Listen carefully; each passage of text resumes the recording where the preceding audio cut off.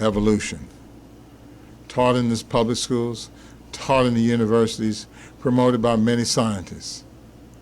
Now there's 1,043 scientists that said, no, we got a problem with that.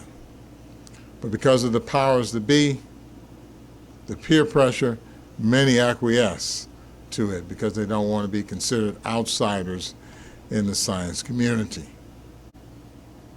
How many of these people that talk about uneducated people reject evolution, how many of them actually have seen any evolution happen? Because to prove evolution, you have to show one species turning into a whole nother one. Without that, you got nothing. When has anybody seen that? Not one person. Yet they believe, and they have never seen. There's no scientific observation of such, nothing, ever. Some will say, well, okay, the coronavirus, it became resistant or mutated into something different, or bacteria becomes resistant, or moths change colors. They still remain moths, viruses, bacteria. They didn't change into anything else. That's not going to prove any evolution. They talk about fossils. You've never seen a fossil change from one species to a whole nother one. And so even though they spend all this money, they teach it as though it's real, and yet there's no proof of it. No one's ever seen it. When you try to prove something by lying, usually that means the whole thing's a lie. And what do they do with the Piltdown Man? All made up by scientists to try to, as a lie, to try to prove evolution. That says it all. Everything we see, we study it, we document it, we see design, we see processes. All this requires someone to put all that in order so it can work together. You can't have a box of computer parts and make a computer if somebody don't put it together. Simple as that. And so, and the very things that humans manufacture and produce and invent, they really copy off what they find in nature, what's already here. And those processes, too, require someone to put them in order, require a designer. You see a house in the desert, you don't be saying, well, that house came by itself. No. Someone had to make it, common knowledge. You can't have a process without somebody putting it in order. Yeah, we can talk about God, where he came from, but when you talk about that, the only logical explanation for any answer in regards to that is that God had no beginning. We can talk about that another time, but that's the only logical answer for that. But these same people that want to deny creation and design, if they have an operation done, what happens? They're looking for the best surgeon. And sometimes they'll go through several of them to find the right one because they don't want no mess-ups. They need somebody intelligent. They want somebody really extra crispy when it comes to intelligence to work on the body.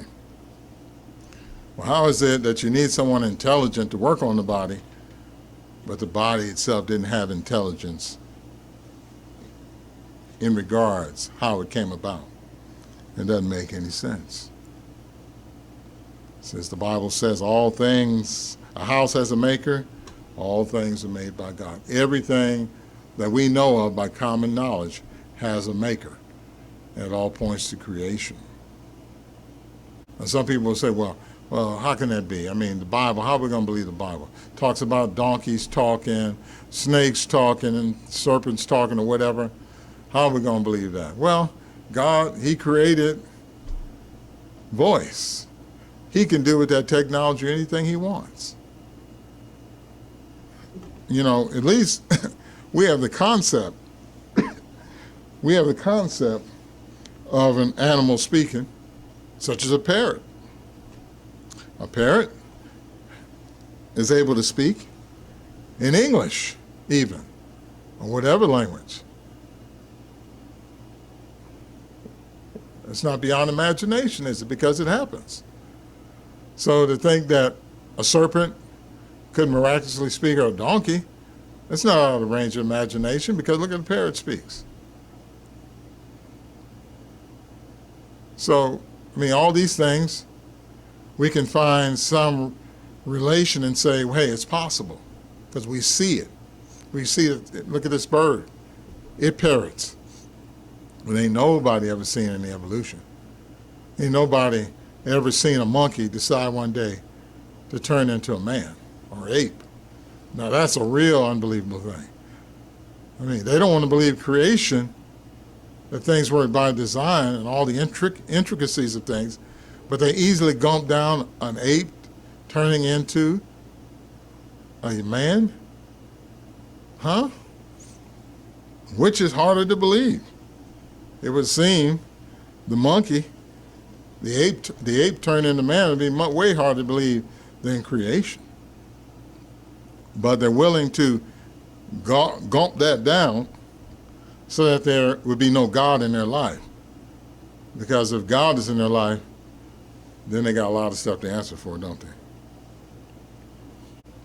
But in reality, when you go back to the guy who started it, Darwin, who said that humans come from apes, he considered those who were indigenous as still ape-like, as still unevolved. And his thoughts of survival for the fittest, well, who do you think he considered the fittest? How many rulers, people who have attained power, adopted this type of thinking, European people, and believed that they were the fittest? And so what they did to others was like doing it to monkeys, people who were less evolved. And really, when you break it down, evolution is nothing more than an arm of white supremacist propaganda. I mean, Darwin, his first thought was these indigenous people are unevolved.